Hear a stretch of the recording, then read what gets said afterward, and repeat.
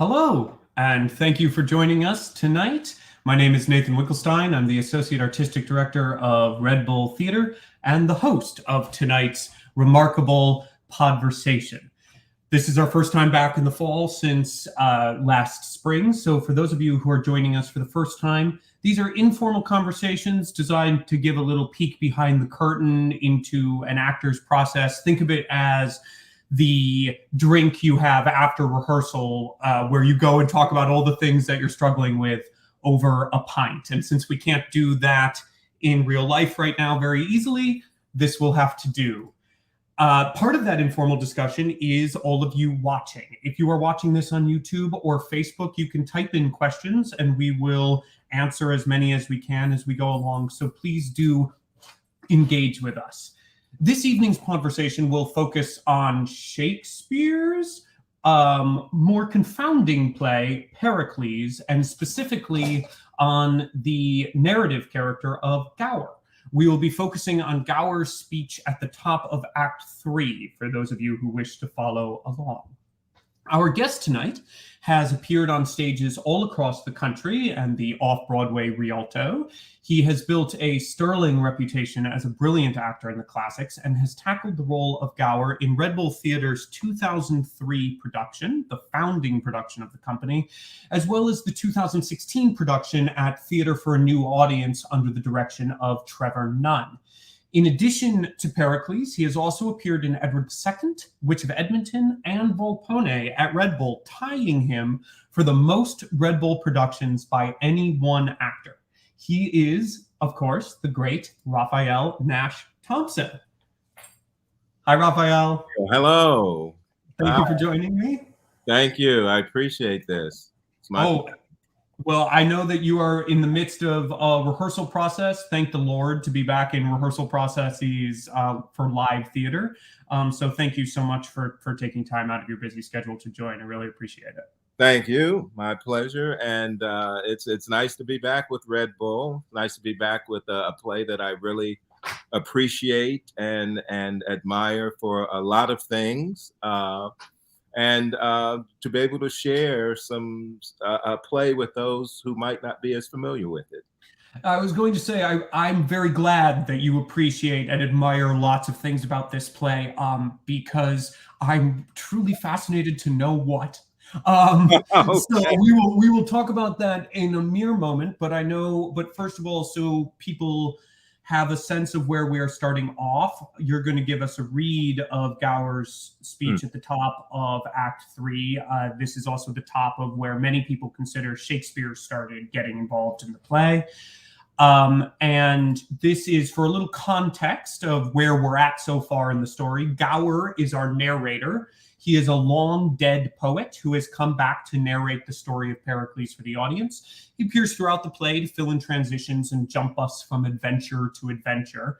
And by this time in the main narrative, Prince Pericles has already been driven from his kingdom due to knowing about an incestuous relationship. He has been shipwrecked on an island. He has wooed a princess and he has married her. And now he is in the kingdom of his wife, and he awaits word from his kingdom on when he might be able to return. And so, Raphael, whenever you are ready. All right. Now sleepy slacked hath the rouse, no din but snores about the house, made louder by the o'er-fed breast of this most pompous marriage feast. The cat, with eyes of burning coal, now couches form the mouse's hole, and crickets at the oven's mouth sing the blither for their drouth. Hymen hath brought the bride to bed, where by the loss of maidenhead a babe is molded. Be attent, and time that is so briefly spent with your fine fancies quaintly each. What's dumb in show, I'll plain with speech. By many a dern and painful perch of Pericles, the careful search around the world the lords inquire and fanned their quest.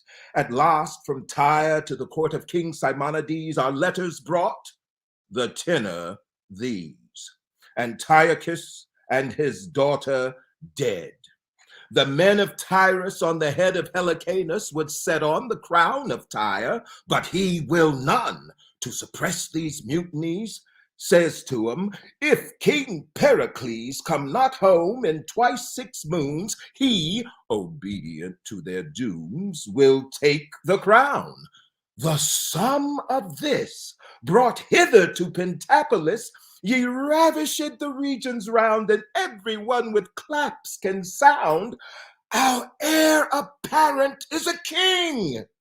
Who dreamt? Who thought of such a thing? Brief, he must hence depart to Tyre. His queen, with child, makes her desire, which who shall cross, along to go. Omit we all their dole and woe. Like Corridor, her nurse she takes, and so to sea. Their vessel shakes on Neptune's billow. Half the flood hath their keel cut, but fortune moved. There is again the grizzled north disgorges such a tempest forth that as a duck for life that dives, so up and down the poor ship drives. The lady shrieks, and well anear does fall in travail with her fear.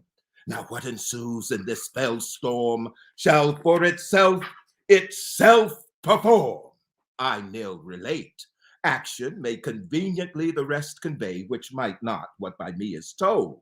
In your imagination hold this stage, the ship upon whose deck the sea-tossed Pericles appears to speak. Thank you, Raphael. Thank you. Thank you.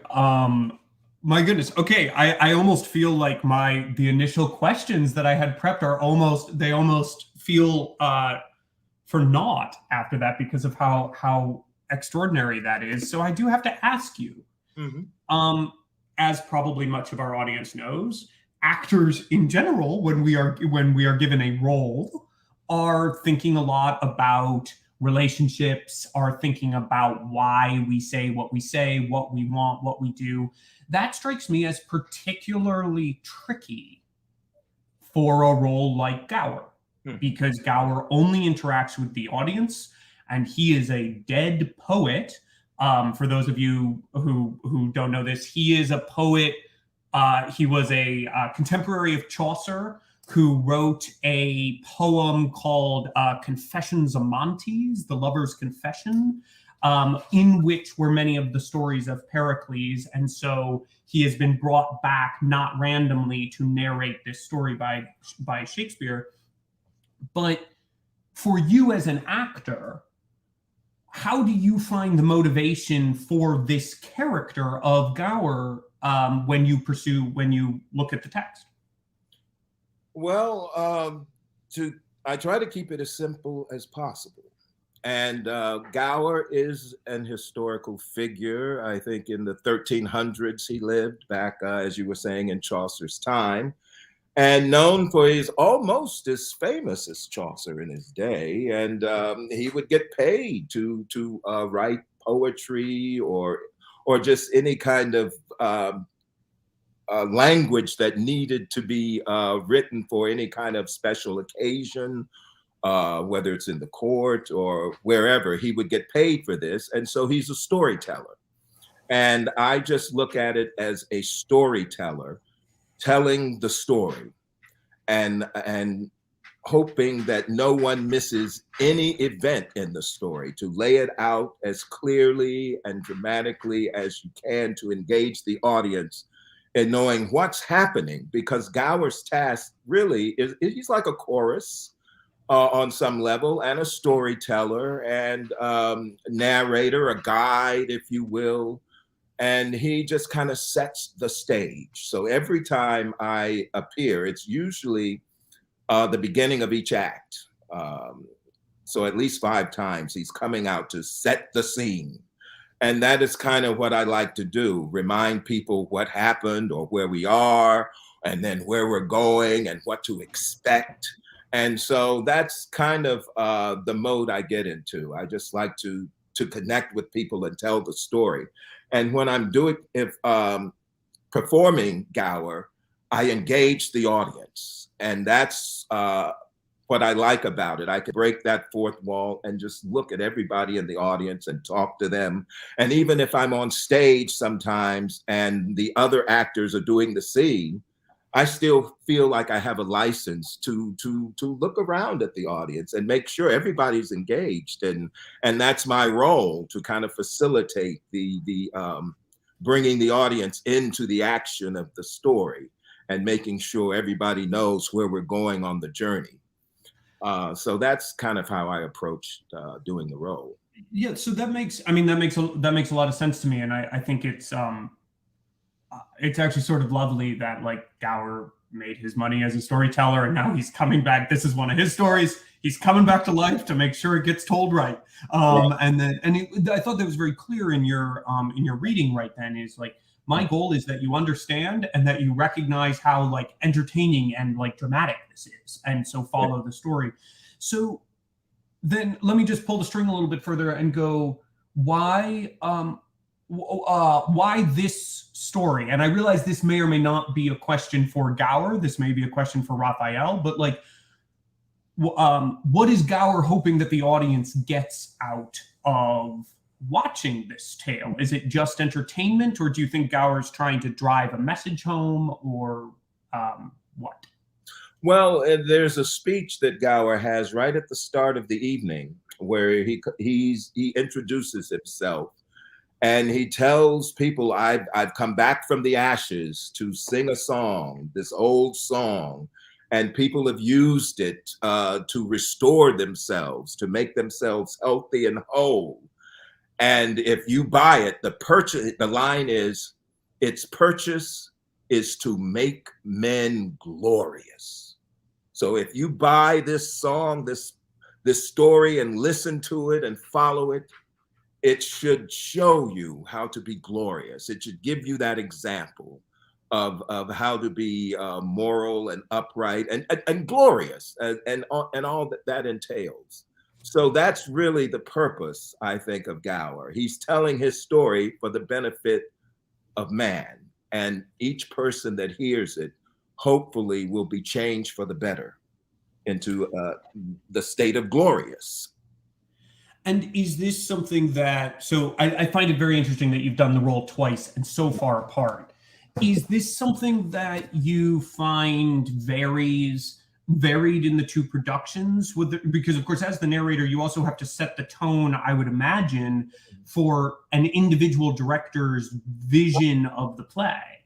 Mm-hmm. So did you find that the two Gowers were distinctly different, or did you find that they were really quite similar in their messaging and how they went about doing what they did?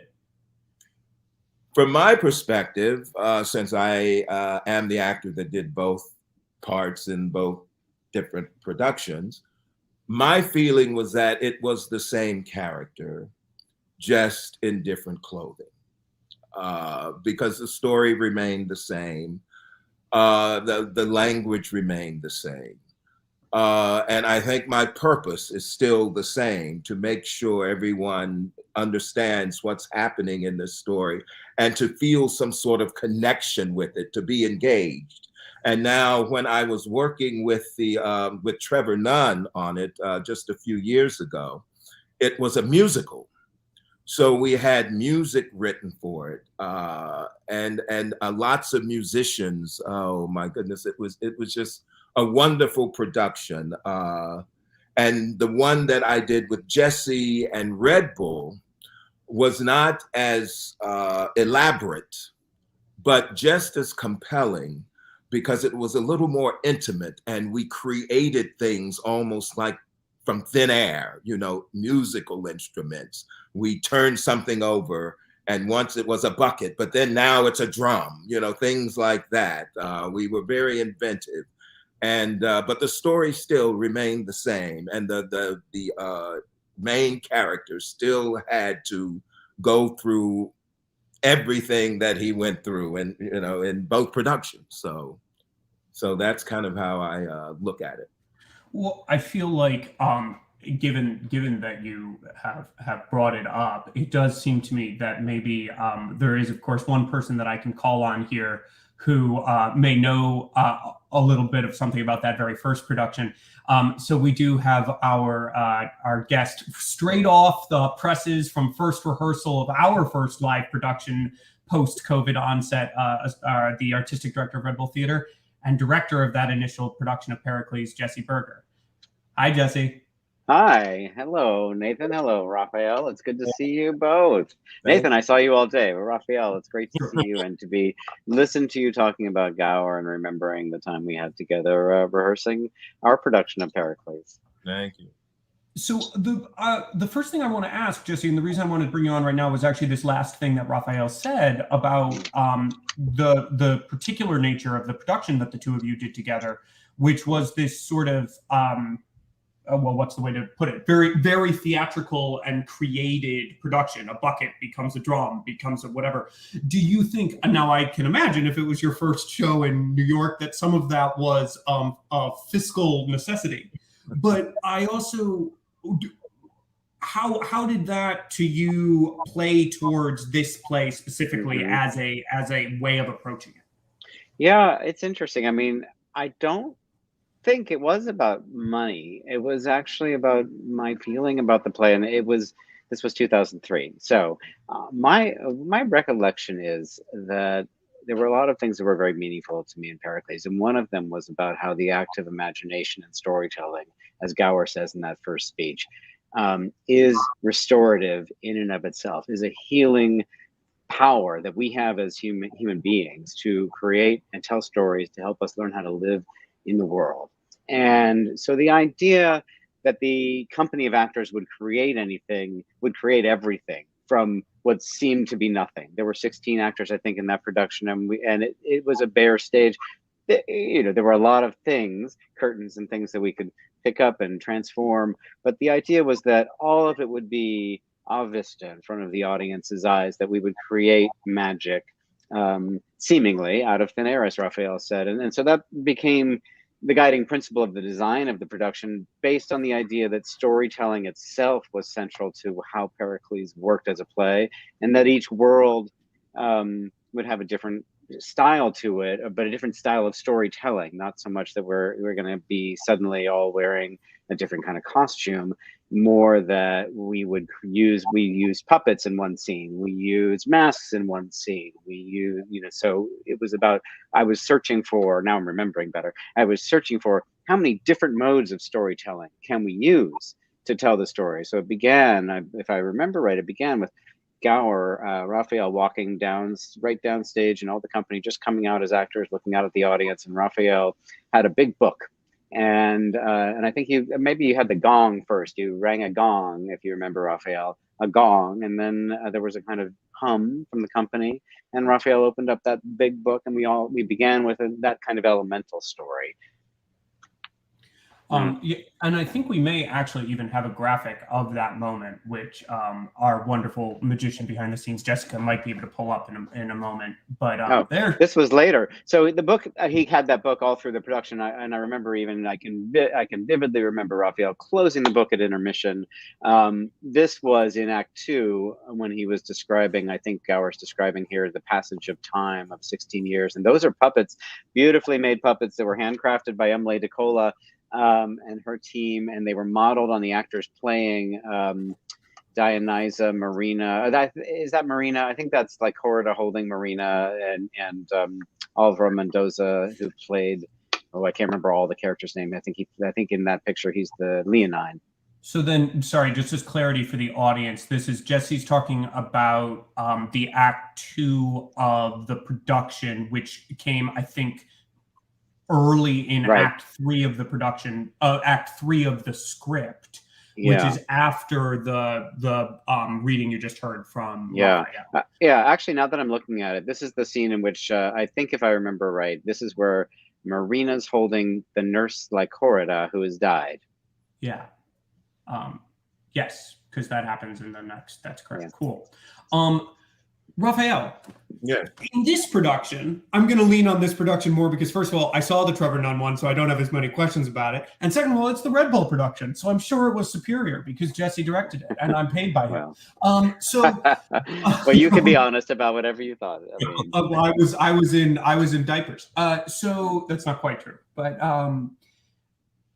so Raphael, in this production, and I've actually just been, because we are drop here, we're doing a reading of Pericles on October 25th. That is off an edited version of the same edited adaptation that Jesse did. And so I have been inside that script quite a lot recently, and I saw that you, Raphael, went beyond Gower's normal role in the production and handled a number of the I've been hesitating to use this analogy because I may be the only one in the audience, but I can't help how much Gower is like the dungeon master of this D&D play, of this D&D adventure that is Pericles. And like the dungeon master, you do the narrations when people move from chapter to chapter, and you also play the NPCs, the non-perform, basically the people that you don't want anyone else to play. And it was interesting to see in this that it seems like you played a number of those NPCs, a number of the people who get it going. How did that add to the experience of playing this storyteller poet of Gower? Well, from what I remember of that production, we were all such an ensemble where we were all working together, sometimes just to achieve certain moments in the scene. So we would all try to contribute to the process. So I would narrate, but then I would say something like, Pericles, he's just survived the shipwreck, and here he comes to speak. And then I'd pick up a bucket of water and just throw it in his face. That was a great moment. Start speaking, things like that, which kind of eggs the story on. And so it was nice to be able to participate in some of in Tarsus where there's famine, and just to walk through all the people who are dying of starvation and on the floor of our set as set the scene. And as I talk about it, things like that, it was a nice give and take. I remember in that particular scene, I think if I'm right, you drew a curtain slowly across the stage as you delivered that speech about the starving Tarsians, and that was a simple gesture, and it set the scene. There's one character you played, you probably don't remember, Raphael, you will now. You played Cerimon at the beginning of our Act 2, and that was a very deliberate choice on my part. Cerimon's the healer. Right. And so it was made perfect sense to me that Gower, especially in the idea of storytelling as healing, and that Gower should play that role. Well, I mean, Pericles is such a fun story. I mean, it's just got some of everything. I don't know if I've talked to you about this, Jesse, but if I did it and there was a shipwreck, I would have in the sea, floating along the sea, a kitchen sink. Because is that everything is in this show, even the kitchen sink. So at many shipwrecks, you'll see a kitchen sink floating across waves. It's my homage to that. Everything's in this show because it's got it's got what? Two kings, lords, knights, governors, fishermen, mystics.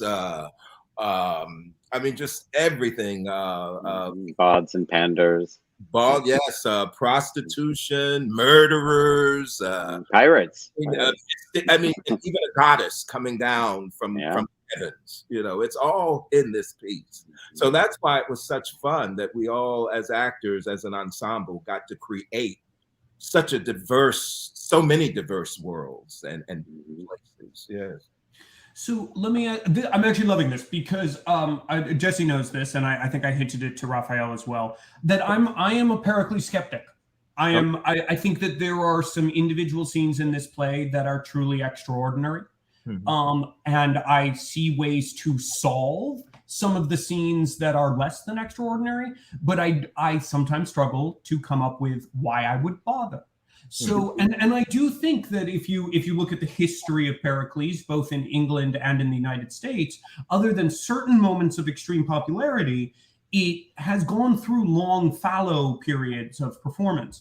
And so I guess I'm already getting more interested in the play, just hearing the two of you talk so enthusiastically about it. But Jesse, can you speak to Raphael's point? Raphael talked about the why of the play, and it's to bring I don't want to misquote it. It's glorious. Yes. To make men glorious. Yeah.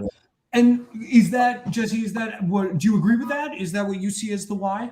I love that Raphael picked that out. I hadn't remembered that line because for me, I was stuck on, and even in my head as I tried to remember 20 years later, what was it? I was stuck on the previous stuff about it hath been used as restoratives, and the idea of the hero journey, and the idea of Pericles' search for self being the key for me in the way that storytelling and the active imagination helps that character, and by extension the audience going on the journey with him, find where he belongs in the world and heal his journey. But he's an emblem for everybody. The idea of make men glorious is really beautiful, and men in the larger sense of the word, and glorious in the larger sense of embrace the totality of the beauty of our humanity. And you can only do that. You can only do that if you go out and you lose some things, and you have some trials and tribulations. And that's, I think, one of the points of Pericles, the journey, is that he loses everything, and he withdraws completely into himself.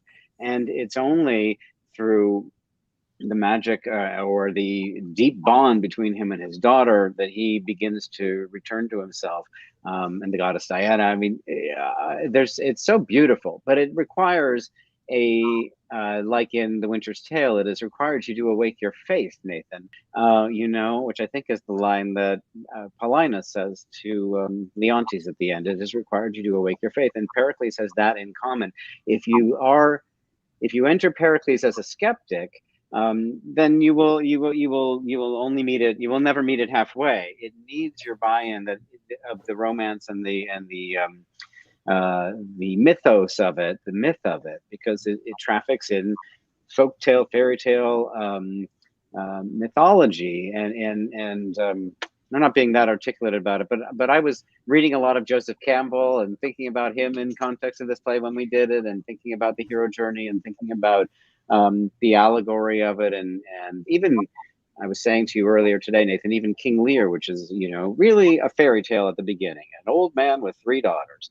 Pericles is broader than that. Has more in common with Winter's Tale and Cymbeline and the late romances, where in almost all of those plays, a daughter heals a father.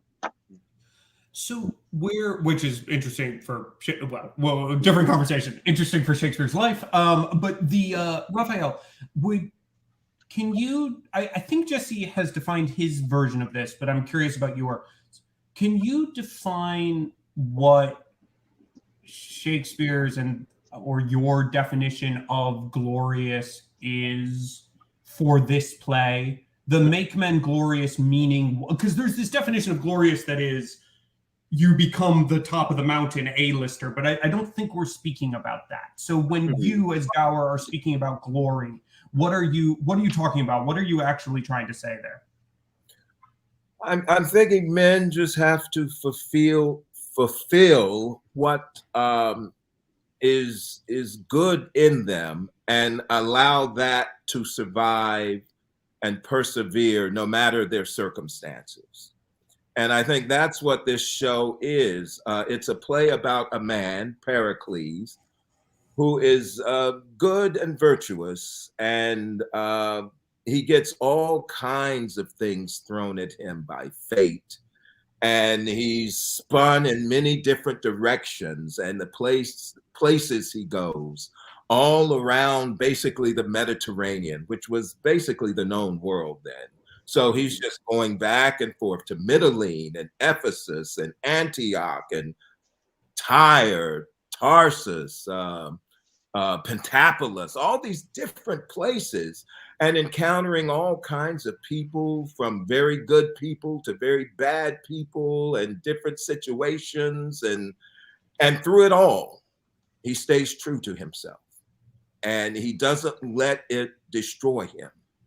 And I think that's the point, and that's an example for us that you can be glorious by staying true to the goodness that is in you and not letting all the different situations change you. Because each step of the way, Pericles encounters whatever he encounters, and somehow, because he's Pericles, he deals with it in a way that keeps him virtuous and keeps him strong. I would just add, can I add one word to please, glorious? Please. Because I think there's a sense of transcendence. And I think that's why at the moment that he begins to recover himself, the goddess Diana is invoked. And then he begins, and once he begins to recover himself through Marina, who is an incredibly significant character in her own right in the second half of the play, through Marina, then he is able to begin to regain his wife and his family and his friends and his colleagues and his kingdom. But I think there is something transcendent in that word glorious that's beyond, just, well, like the sun is shining. So then you just brought her up. I was going to bring up this point, is that, I mean, the somewhat obvious pushback, at least on first read of the play, is that Pericles collapses in on himself for Pericles actually does reach the end of his rope. He survives a lot, but he reaches the end of his rope and does need. So I get, like, Marina seems to fulfill what you're saying about kind of a self-driven glory. Marina doesn't fall under, frankly, circumstances that just become more and more horrifying. As like, it's a truly, I recognize that it's somewhat written as comedic, some of those bawd pander scenes, but what's going on is horrifying. And she surpasses, and actually, as you mentioned earlier, Jesse, really saves Pericles. So I guess I would just, is the question, is there an argument there that it's not also a solo journey, that it is a journey that a journey towards glory is not the journey of a single man, but of mankind, of man and their fellow man or family? Is that the pushback? Did I answer my own question? I think you may have answered your own question in your own way. I like that idea, Nathan, and I don't know that I have a direct answer to it. I mean, Marina definitely holds the key to bringing Pericles back from the brink, and he's really become a hermit.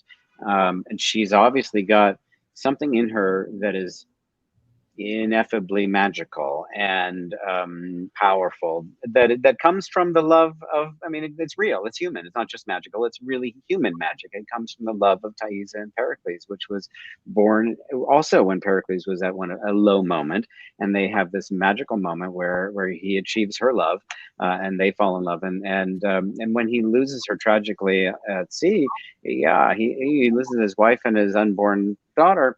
I can understand retreating, and it takes the embodiment of their love, Marina, to bring him back from the brink. And so, yeah, and I mean, he even semi-survives that one, right? Like, he grows his beard and hair out, but it's not until Dionysa pulls one on him that he truly collapses. Thank you. Yeah. Exactly. When she's gone. That's right.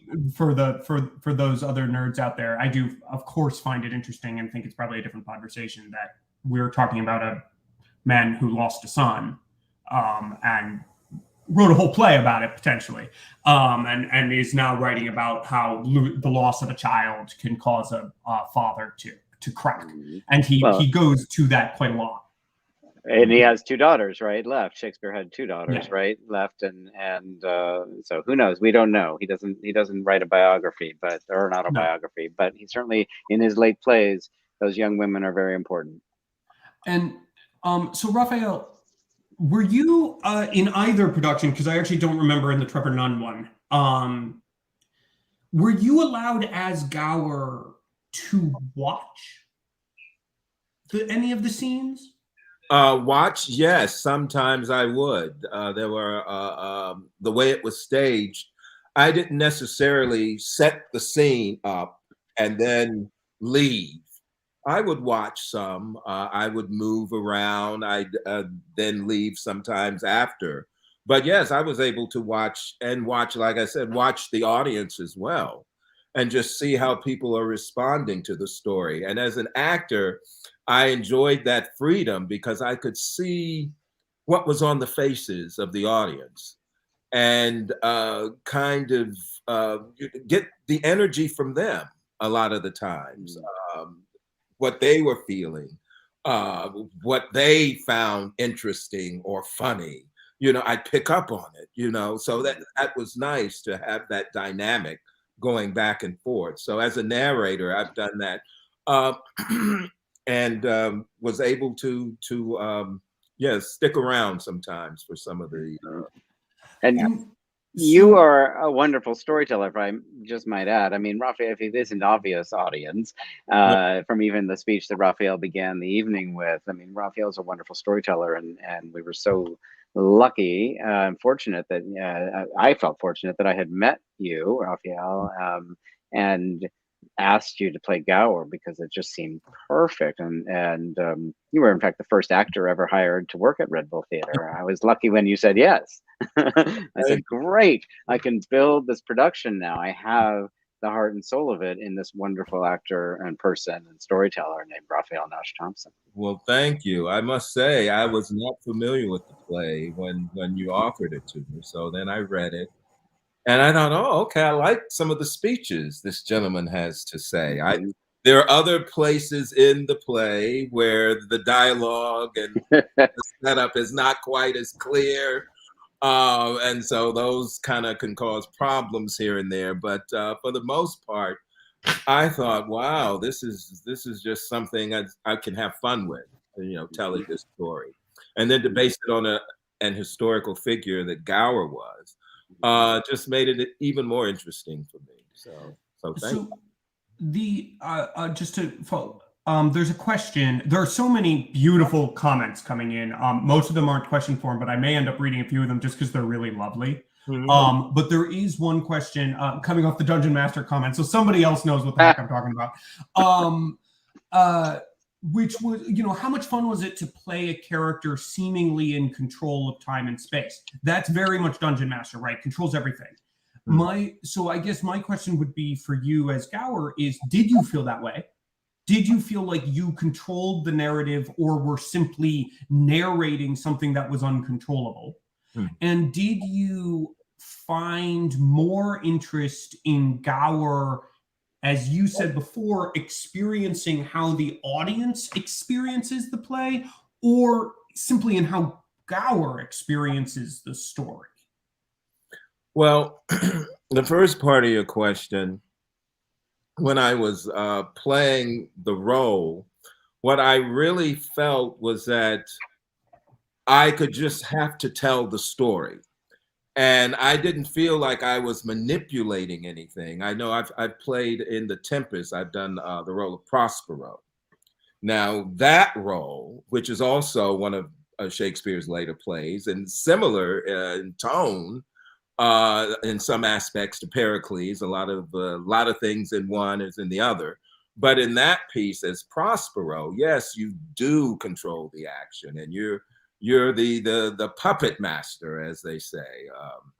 But in Pericles, I was happy just to kind of be on the side of the audience, and I'm gonna tell you this story. And I felt like I was there for the audience more so than anything else, and to make sure they were well taken care of, and that the story was well taken care of.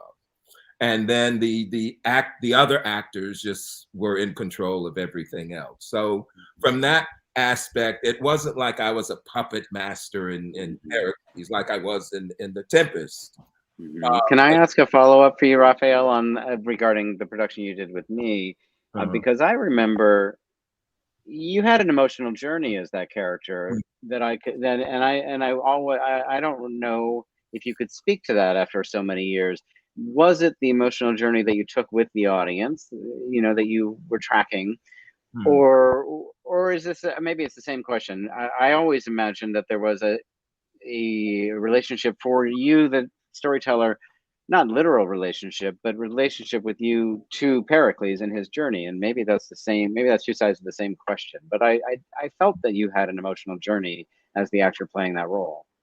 I did, and the journey comes from the story itself, at least to me, and the way we did it.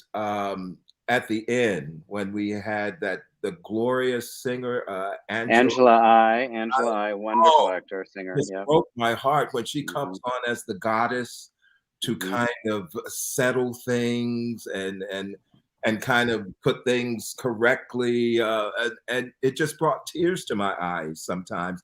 And in fact, a story. This was 2003.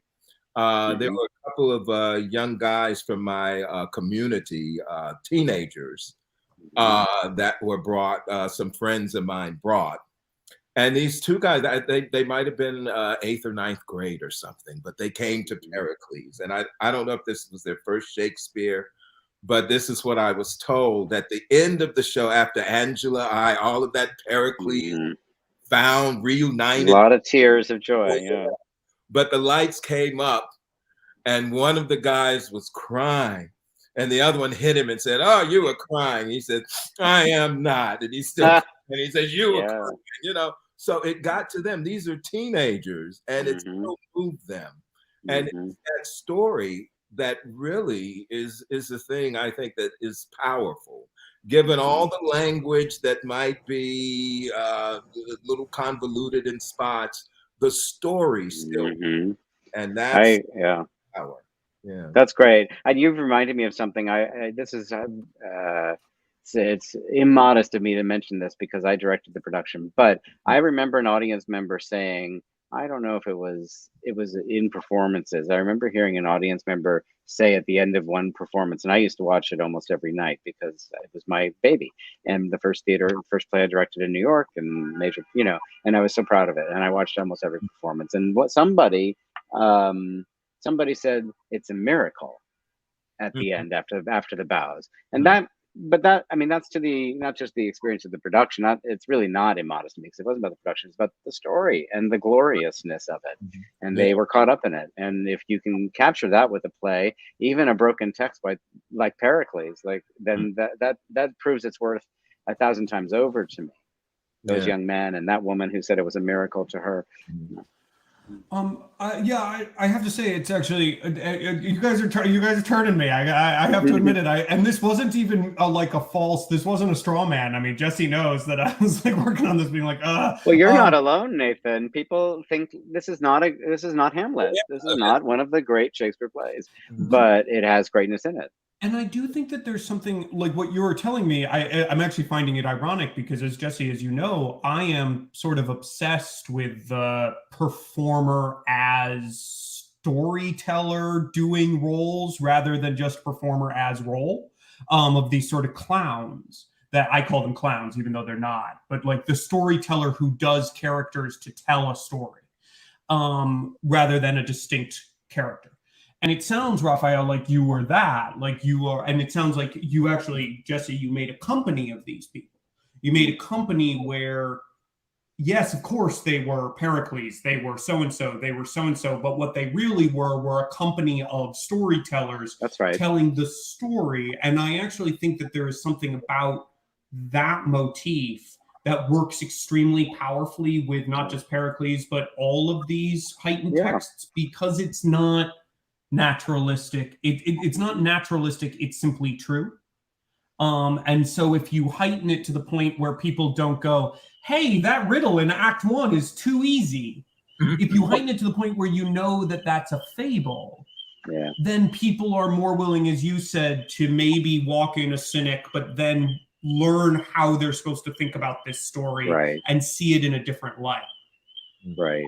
Yeah, I think you're right. And it's at least in our case of our production, it was elemental, and even like the weaker part of the writing, which is, most people agree, is the first couple acts, like those first couple scenes in it's not Tarsus, where is it at the beginning, Antioch, when he with the incest. I mean, we literally had the actors wearing masks So it had the sense of two-dimensionality that the writing has, and so yeah, it's I think where I've seen a lot of productions of this play, and I think that for my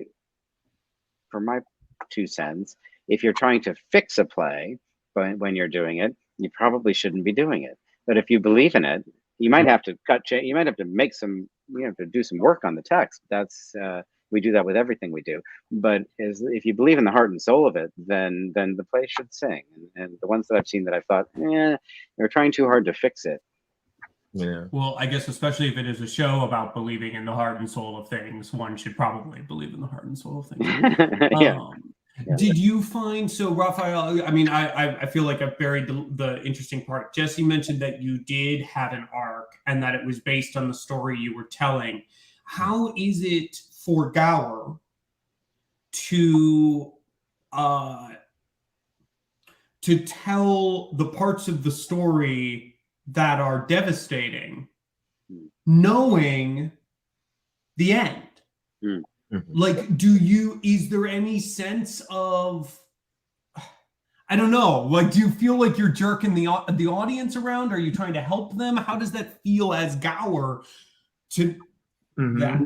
Well, as I'm telling the story, I know where it's going. Right. I know the story. So even if there are parts that are just difficult and harsh and devastating, they have to know that, and they have to feel that.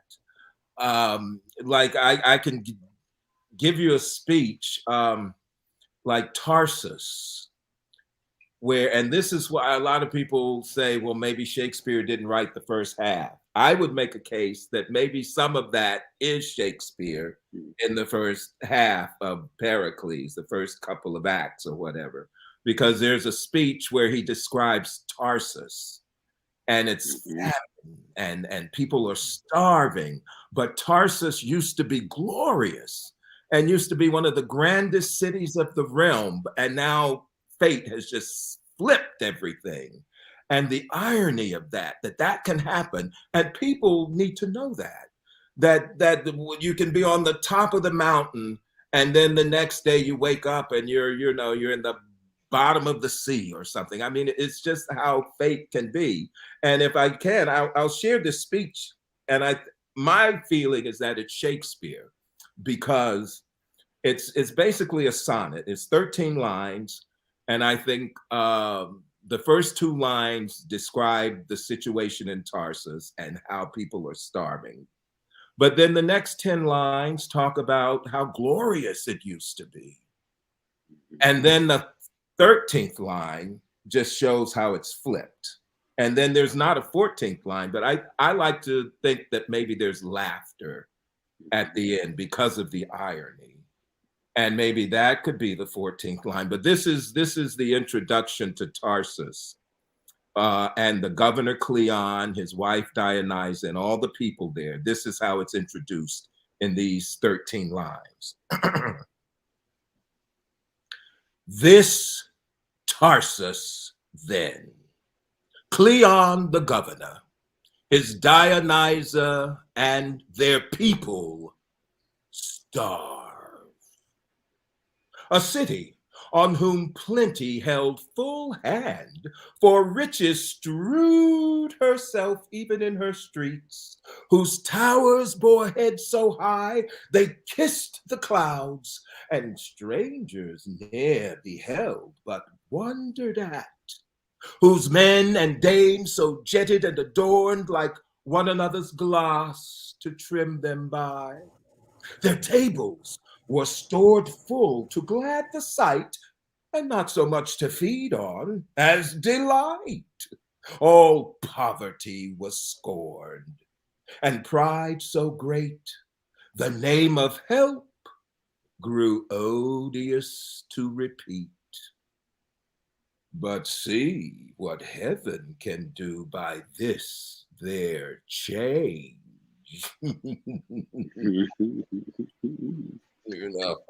And then you see the devastation. That's right. That's great. So you have to give that to the audience. Yeah. So I think, first of all, I got to tell you, Raphael, I've now heard that speech a bunch of times, and every time that I heard it, I was like, other than yours at with the Tufana production, I have basically gone, yeah, Starving Town. And so I do have to say that, like, it is actually interesting in that speech that there are some hints that Tarsus might go bad. Mhm. Right, like there are some hints in that these people, they're super grateful when the prince of this small country shows up and gives them food, but it actually helps to justify what feels like a completely out of the blue evil twist by Dionysa, when I'm sure we all know, but Dionysa tries to have Marina killed because Marina's more attractive than her daughter, and it all goes wrong, but then she lied. It's a whole thing. But that twist feels like it comes out of the blue, but actually, if you hear the narration provided the way you just provided it, with the message that he's giving in that speech, there's actually a whole bunch of, like, maybe these people aren't just pure good, lovely people. Maybe they just really needed food. That's very cool. And that reminds me of, I thought about it the other day. It's like the way he's talking about the different the images that he uses to create that picture. The images of Othello when he's in front of the Senate, telling his story about his travels history. It was my hint to speak. And he would tell of rough quarries, rocks, and hills whose heads touch heaven. It was my hint to speak. And that hills whose heads touch heaven, whose towers with heads so high they kiss the clouds. I mean, there's a kinship there that I think it feels like Shakespeare had a hand in these parts of Pericles as well, to me. And I do think, and Raphael, you are so strong in this regard, but it is interesting. It's something that I think comes up a lot when people talk about Shakespeare and his work and how you pursue it, is like this idea of the imagery and what do you do with the imagery and what is the imagery. And that basically the difference between good Shakespeare and bad Shakespeare is bad Shakespeare, people go, what the hell is this imagery? Let's get through it. Towers that hit the sky just means mountains. So just think mountain when you say those words and everything will be okay. And then there's the other, and then the good Shakespeare is the Shakespeare where he's going, no, he means towers that hit the sky. Those are the right words to describe it. That's why he's coming up with it. And it is interesting that, like, sometimes Shakespeare's characters are just amazing communicators. They're amazing at communicating what it is they're trying to communicate, and they're working really hard to come up with the right way to do it.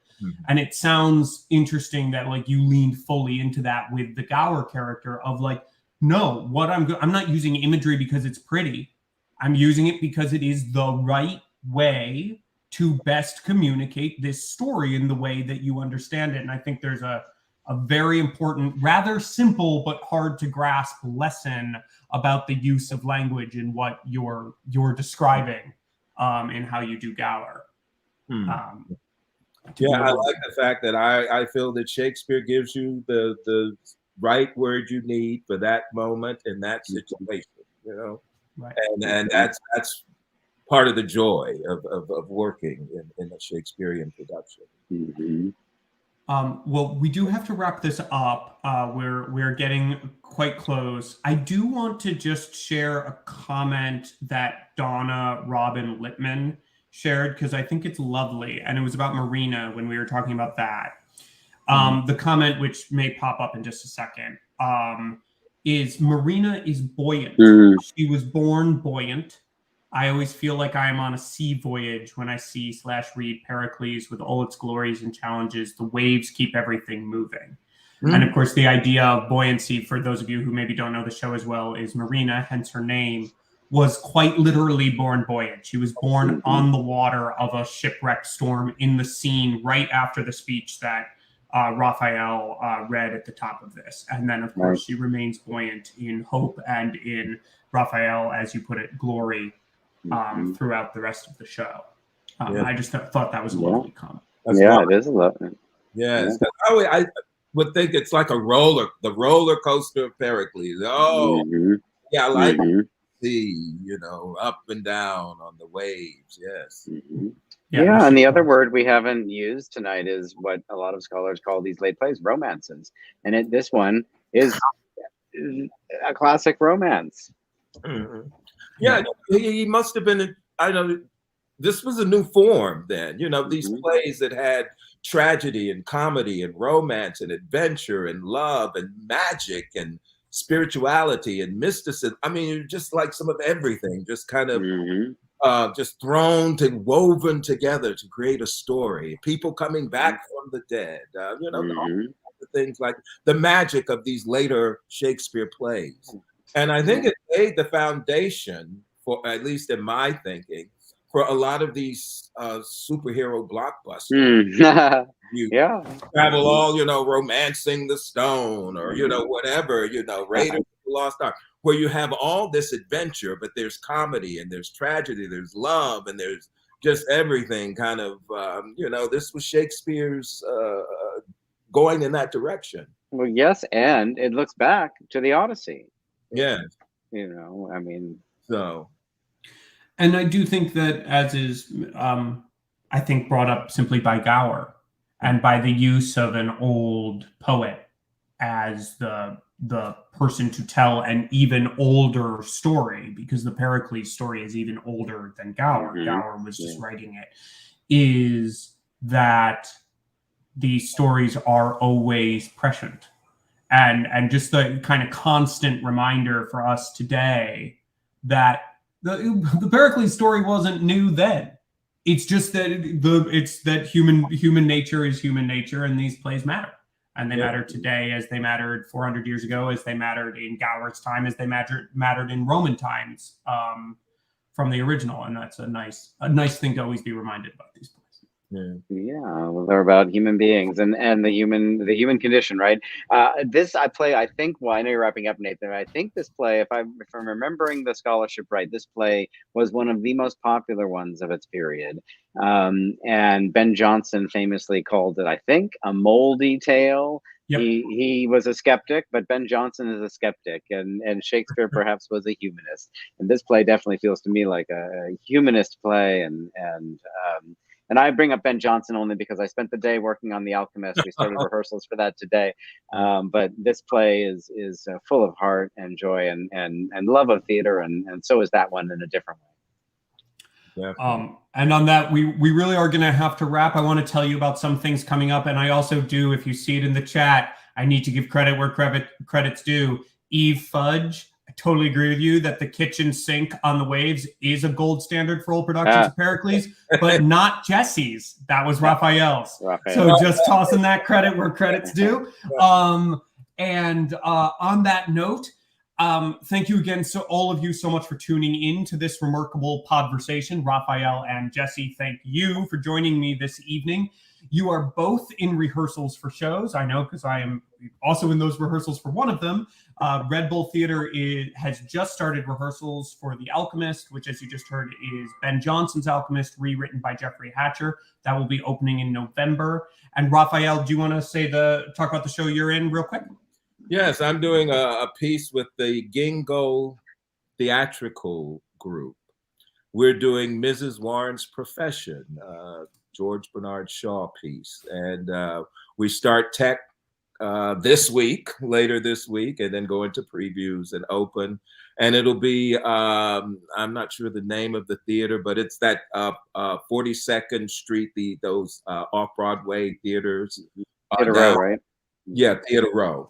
It's one of those theaters over there, but it's the Gingo Theatrical Group doing Mrs. Warren's Profession from October 12th till November 20th. Featuring another Podversation guest as well, Bob Cuccioli. Bob Cuccioli's in it, yes.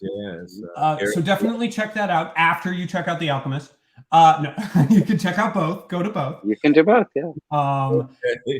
And then If you have enjoyed this program, this and all the previous Podversations are available on our website and the Red Bull Theater YouTube page. We also have a lot of other exciting content there and content upcoming. This is actually the first part of an entire month of Pericles programming.